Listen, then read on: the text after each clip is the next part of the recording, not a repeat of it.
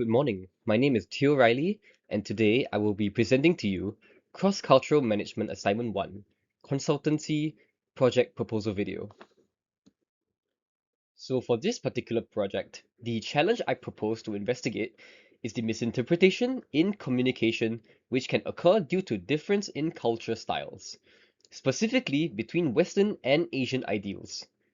And the context where this project will be taking place is SIM RMIT Singapore, because that is where I am from and I get to have first-hand experience.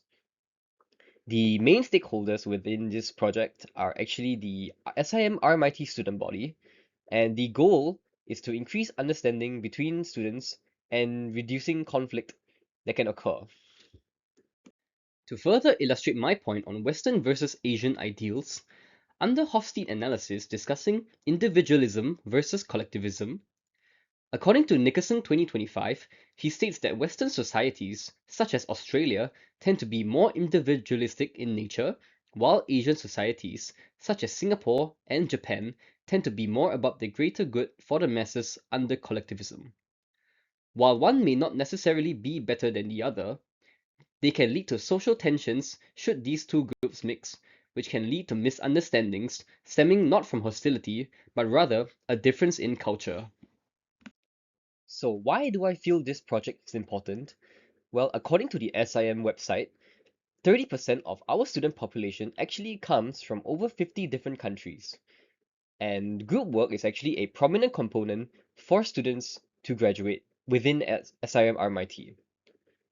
This may obviously lead to a difference in opinion during discussions, and some of these problems may actually occur due to the difference in cultures, which can lead to conflict due to the misunderstandings in words used by students or even locally.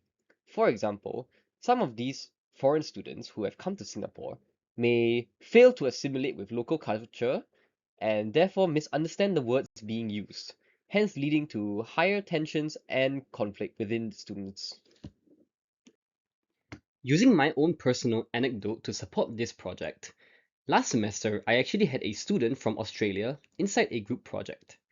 And of course, within the group project, there will be several discussions regarding the project, and there was bound to be disagreements on how the project should be carried out to the best of our abilities.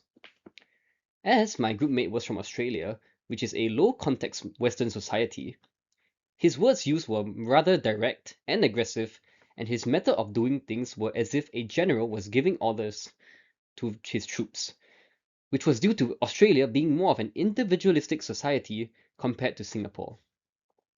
This, of course, angered some of my group mates, who were unhappy with the tone of the voice he was using and perceived him as being very arrogant and selfish. This escalated the tension between group members who were from Singapore, which is a low context society where this sort of selfishness and aggression is uncommon. In the end, we had to consult the lecturer to help us resolve this issue.